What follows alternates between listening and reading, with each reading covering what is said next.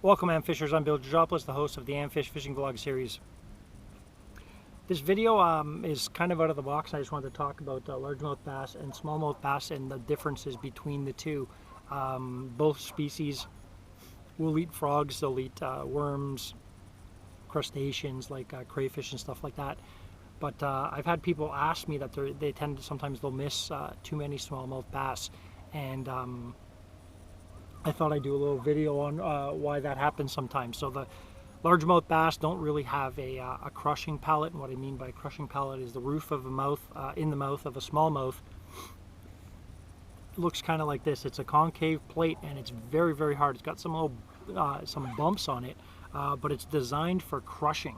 And as if you catch smallmouth, you'll see that they're pretty wide from top to bottom, as are largemouth bass. But the head is just it's structured in a way for crushing. So they'll eat, their main diet's going to be crayfish. Take them in their mouth, crush them up in that palate, and they just crumple everything up and eat the crayfish, and they're done.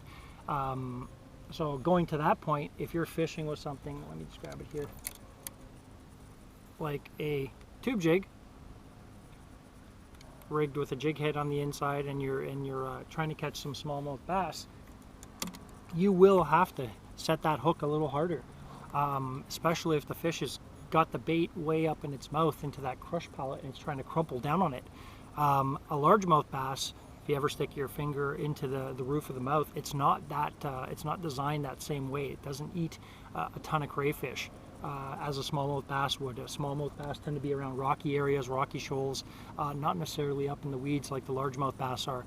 So to that note there, you're going to have to set the hook a little bit harder, especially if you're fishing with a tube jig or a crayfish style bait. You're going to want to wrench a little bit harder back on that rod to pull that bait out of that palate in there and try and get it in the roof of the mouth. Now when you look at the actual structure of a smallmouth bass as well, the front of the mouth is actually, again, designed a little more tough is what I'm trying to describe. A largemouth bass, you might hook it here and you'll see that you kind of open up a bigger lip area, or you make a bigger hole. The front of its mouth here is it's all tissue. It's got some thicker areas up on the cheek area, but right around the mouth, it's not going to be structured like a smallmouth. Again, smallmouth eat crustaceans. It's probably their #1 food source next to bait fish, schools of bait fish that they may feed on. But the structure in the front and the roof of the mouth is significantly different than a largemouth bass. So again, when I've got some videos about setting the hook, how much power do you actually need?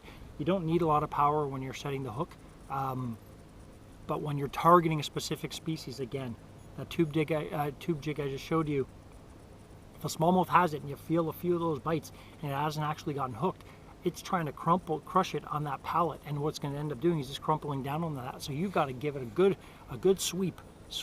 So I usually tell people, when you're setting a hook, pull back and either to the right or pull back and to the left. So you kind of want to dart it back and then make your hook go that way, so you get a good hook set in there. But you don't need to wrench back on your rod like you're going to break it.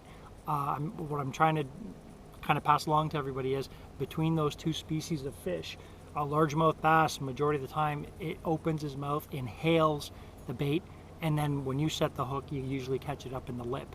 A smallmouth bass, sometimes, like I said, they'll get it up in that, and it just looks like this. It's just a little concave palate in there, and it protrudes, but it's very, very hard. You can actually tap it with your fingernail next time you catch a smallmouth bass, and you can actually feel in there, and you'll see what I'm talking about. It crumples the crayfish up, it just crushes it up, and that's how they are able to eat crustaceans and stuff like that. So when you're out there and you're targeting smallmouth bass, again, when they're hitting, say you're using a crankbait, this crankbait here, lipless crankbait, I'd use this for largemouth and smallmouth.